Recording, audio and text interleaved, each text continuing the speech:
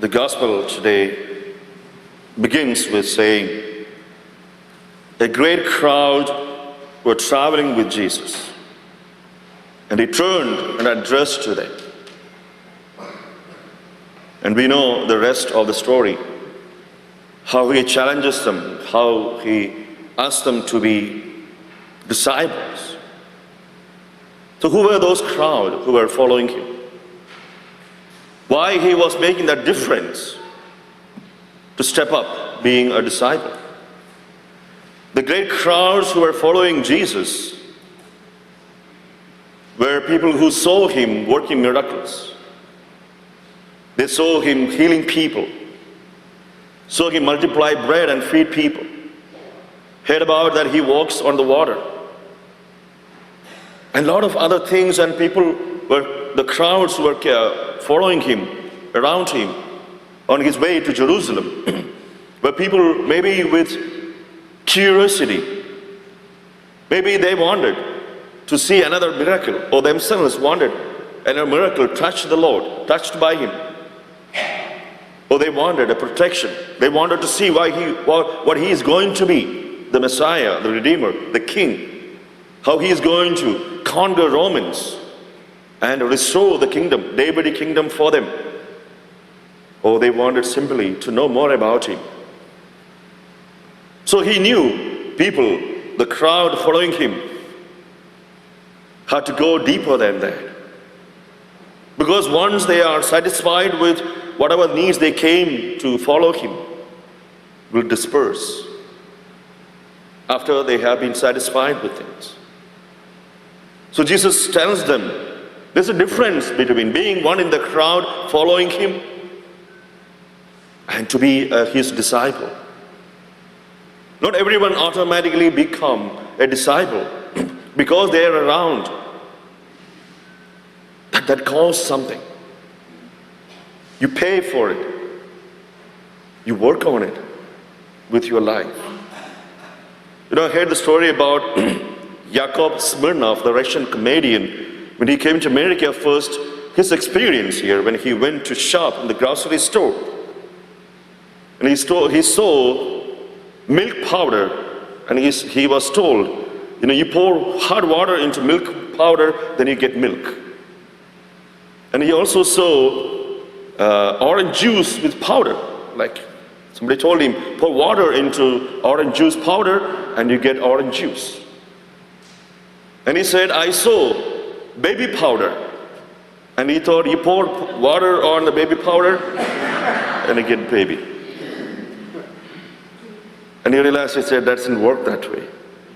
Same way, being a disciple of Jesus doesn't work by just pouring the baptismal water on ourselves, that we are being baptized, that we become Christian, but not the disciple to the level that Jesus wants and expects of us.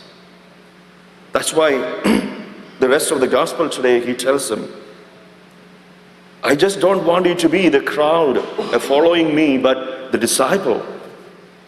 And you have to pay the price, the cost, being a disciple. It says, hate your father and mother, leave your wife, your children, your brothers, sisters, everything. Concludes by saying, all your possession. That's a great price to pay. That costs a lot in your life, in our life. So the discipleship is not just for priests and religious and clergy, but everybody, every Christian is called to be a disciple. That we have a lot of programs, disciple making disciple, joyful discipleship, that help us to live our Christian life to the core, to essence, the way Jesus wants, not just being baptized Christians, being named, being around for some celebration, but being imitating Jesus, following his path. And he says, for that, we have to make him priority in our life. A disciple look to Jesus for everything. He's first, comes first in every decision, every option, every choice. Everything else beside him, after him. He himself has said, first seek the kingdom of God and everything will be added to you. But our problem is we can't do that. We have possessions. We have people in our life, a relationship. More than that, possessions. Things we hold dear to us. Things we desire. Things we want to keep always. We may think we don't have much, but there's one thing which makes us very difficult to attach ourselves to God. Detaching from everything else and attached to God, that's been discipleship. One last thing to detach ourselves from is our desire to control everything. Our desire to control all things happen to us. All things wish things happen in the world. That may be our relationship, our circumstances, the people around us. Maybe things that happen to us. When we attach ourselves to controlling things, be in control, and choose what happens to us, not letting God and His will happen in our life, that makes us not a disciple. It's only we don't give our control to God, but we still have our control and make ourselves God us and not Jesus God as our Father.